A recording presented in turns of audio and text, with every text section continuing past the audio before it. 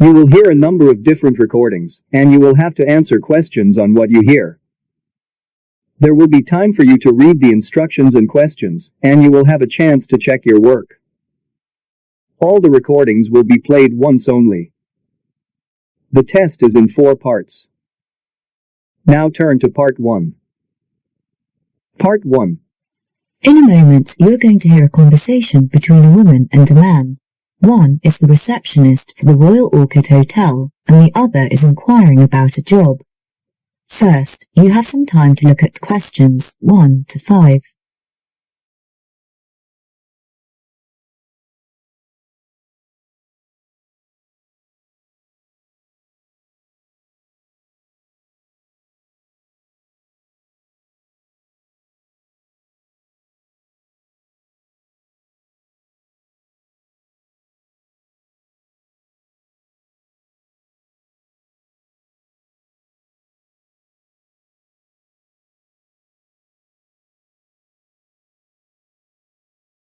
Now we shall begin. You should answer the questions as you listen because you will not hear the recording a second time. Listen carefully and answer questions 1 to 5. Hello, this is the Royal Orchid Hotel. How may I help you? Good morning. I'm calling regarding the advertisement in the Times today for temporary staff. I see. Well, that post for attendant has been filled already, but we are looking for waiters at the moment. All right. What are the work timings? There are 2 shifts, and they are from 7 a.m. to 2 p.m. and from 4 p.m. to 11. Oh, good. So I would be able to choose whichever I would want. No, it's a rotating shift and rotates from week to week. 1 week will be from 7 to 2, the other would be from 4 to 11. What about time off? You'll get 1 day a week off, which you can select, but the final decision will be with the manager as she must make sure that all positions and shifts are covered. However, the day you get off will be the same day each week. I can understand that about shift coverage. Can you tell me about the pay rate? Yes, it's £6 an hour, including a 30-minute lunch break. Very well.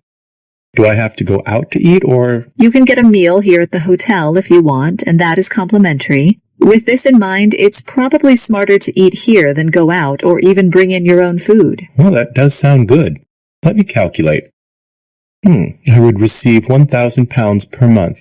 No, that's £1,050 per month. Correct. Not to mention tips, which can be earned from our guests. Would I need to wear a uniform? Yes, you would need to wear a white shirt and black trousers, which you will have to provide. Before you hear the rest of the conversation, you have some time to look at questions 6 to 10.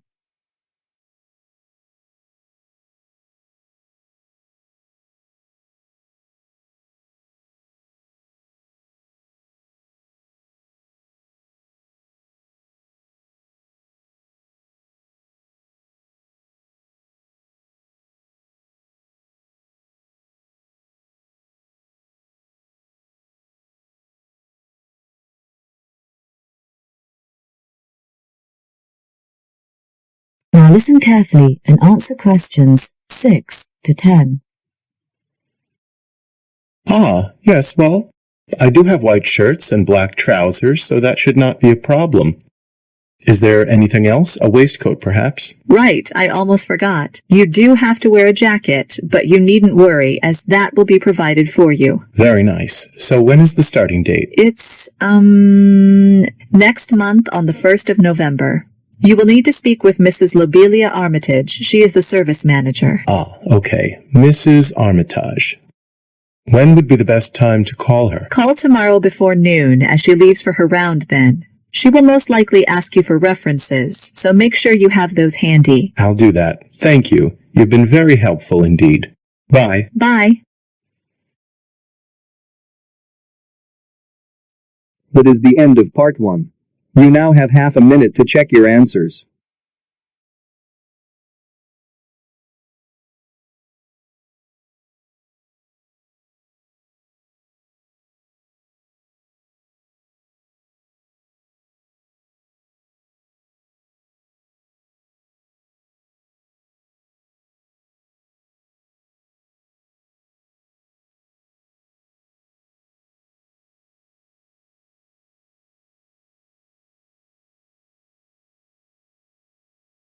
Now turn to Part 2. Part 2. In a moment, you will hear a guide giving a talk describing the National Library campus. First, you have some time to look at questions 11 to 15.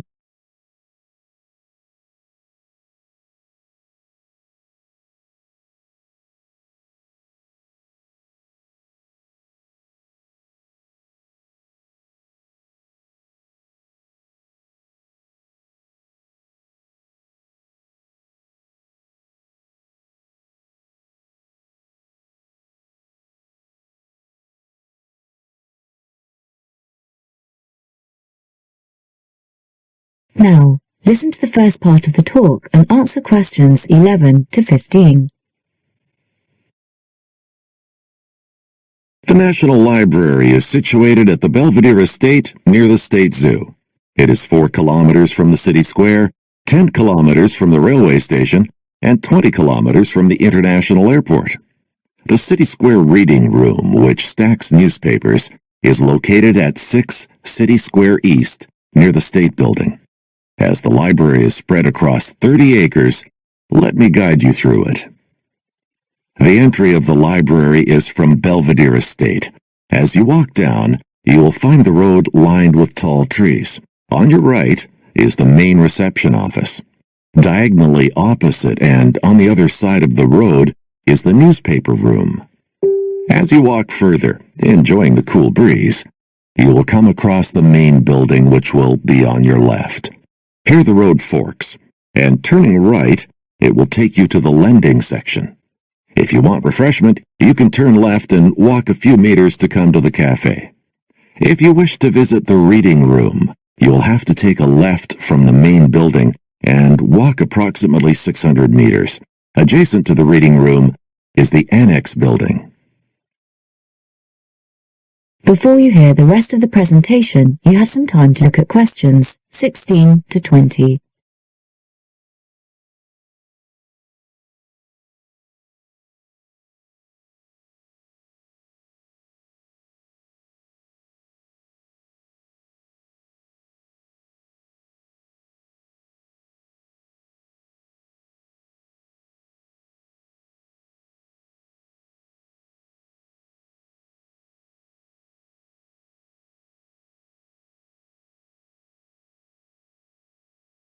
Now, listen and answer questions 16 to 20 by selecting the correct option. Now, let me tell you something about the library. The total number of books in the library is about 2 million. It has 88,000 maps and 1,000 newspaper titles. The library is open from 9 a.m. to 8 p.m. on all working days, and from 9:30 a.m. to 6 p.m. on Saturdays and Sundays.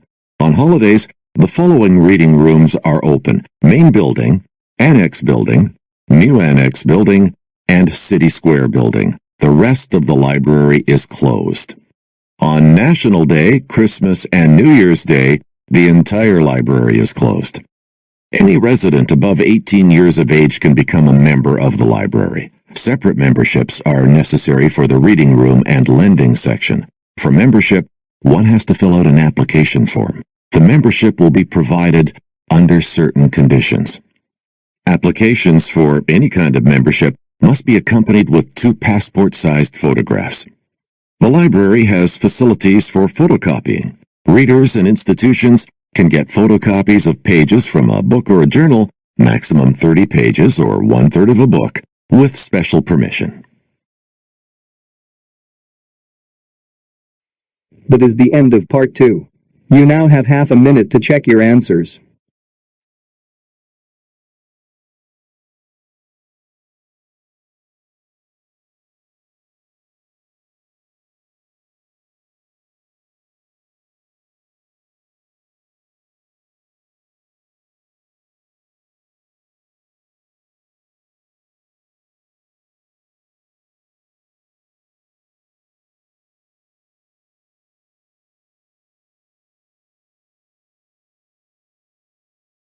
Now turn to Part 3. Part 3. You will hear a conversation among 3 students as they discuss topics for their environmental science class. First, you have some time to look at questions 21 to 25.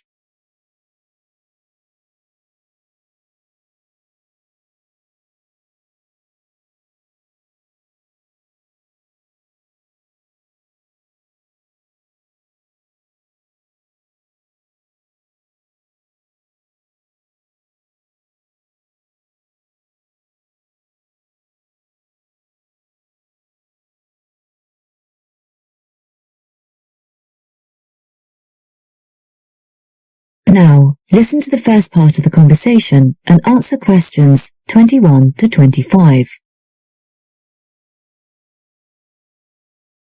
Hi, James.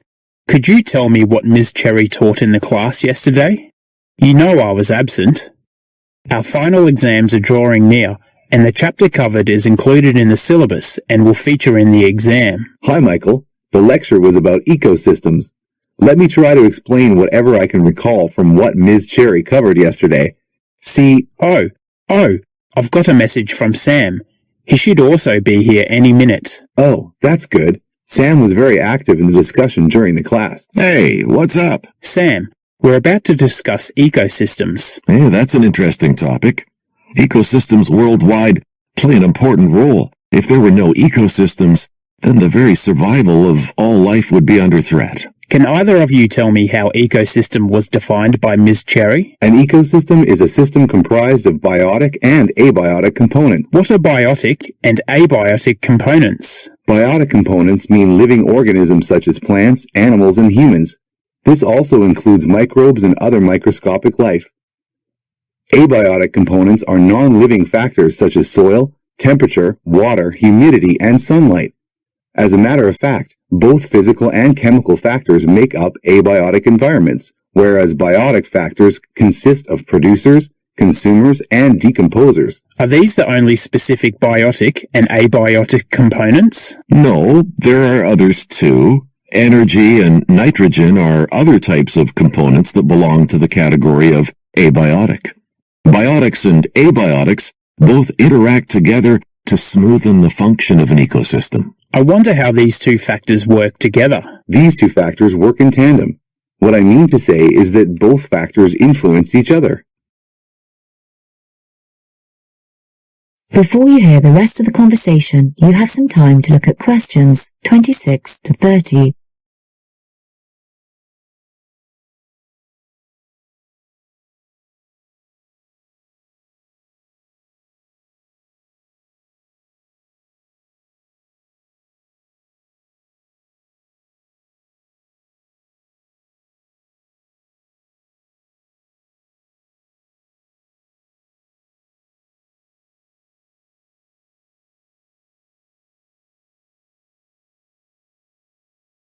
Now listen to the second part of the discussion and answer questions 26 to 30. The food chain is an important part of an ecosystem. Biotic and abiotic factors both contribute to it. The plants prepare food with the help of sunlight, water, minerals, and carbon dioxide. These plants are eaten by herbivorous animals, which are plant eaters. Further, they become the food for carnivorous animals. Man stands at the top of the food chain and is called the ultimate consumer. Now, during this whole process, the transfer of energy takes place in every stage. Plants render oxygen to the animals and man. In return, animals and man exhale carbon dioxide, which is taken up by the plants. Wait a minute, Sam. Where does this energy come from? Michael, the sun is the ultimate source of energy on the earth. Terrestrial as well as marine life requires and acquires energy from the sun. What do microbes do for maintaining balance within the environment? Microbes decompose dead matter and keep the soil fertile and ready for the cultivation of crops. Is there any role which birds play? Of course. Birds act as a filter for the environment.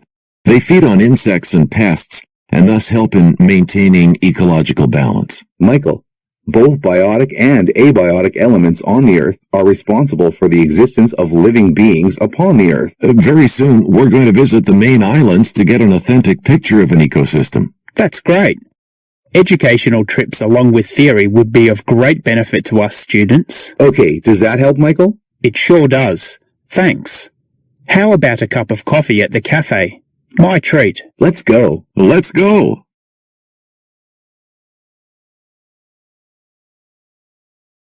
That is the end of part 3.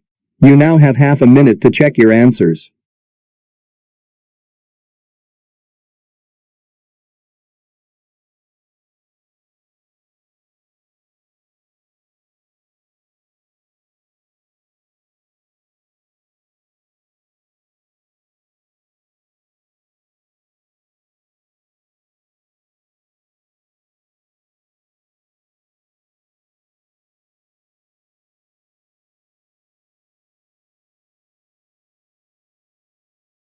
Now turn to part 4.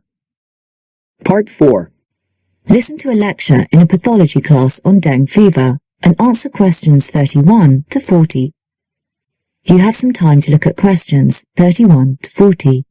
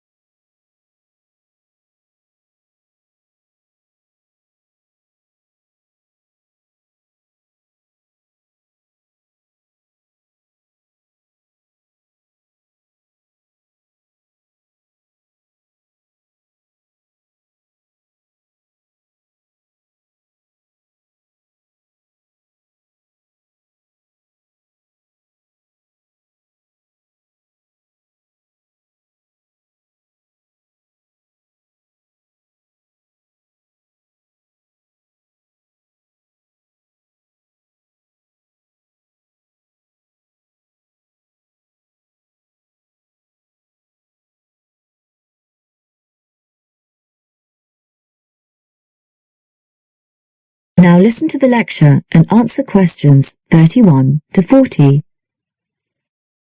Today, we're going to discuss dengue fever. Dengue fever is also known as breakbone fever and can only be acquired through the bite of a mosquito that carries the virus. It's a very complicated, painful and serious disease which could result in death for some patients. Dengue can vary from mild cases to severe. Those who have a severe form of dengue must be hospitalized, while those who don't will require convalescence at home.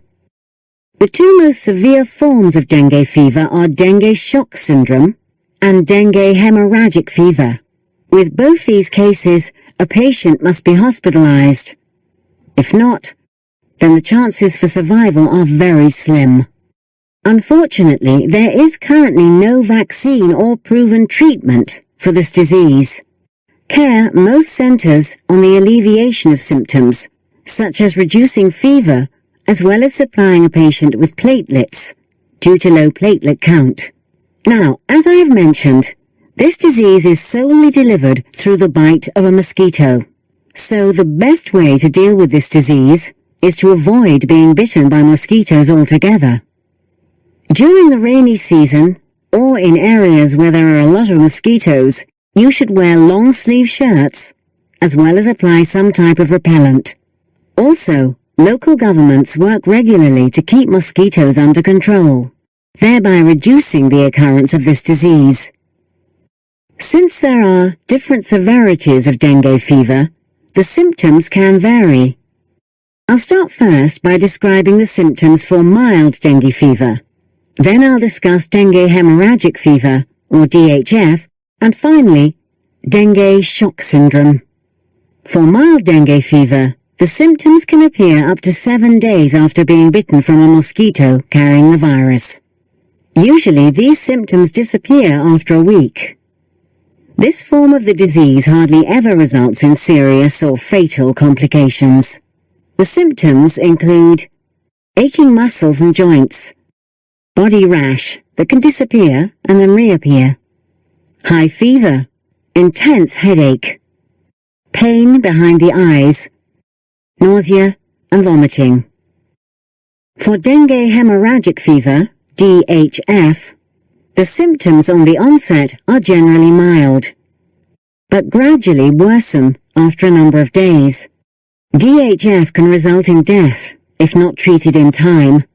DHF can have the same symptoms as mild dengue fever and also have the following: bleeding from mouth and or gums, nosebleeds, clammy skin, considerable damage to lymph and blood vessels, internal bleeding, which can result in black vomit or feces, low platelet count, sensitive stomach, small blood spots under the skin, weak pulse.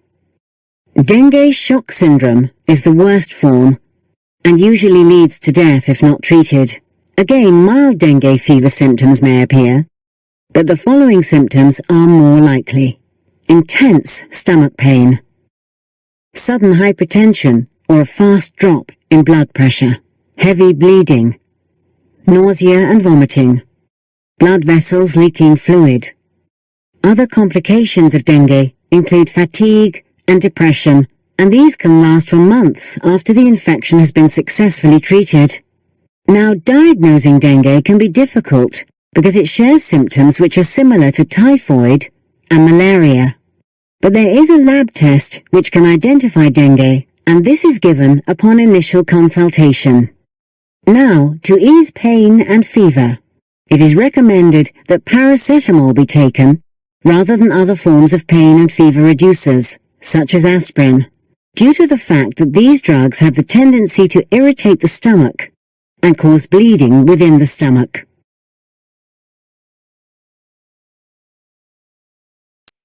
That is the end of part 4.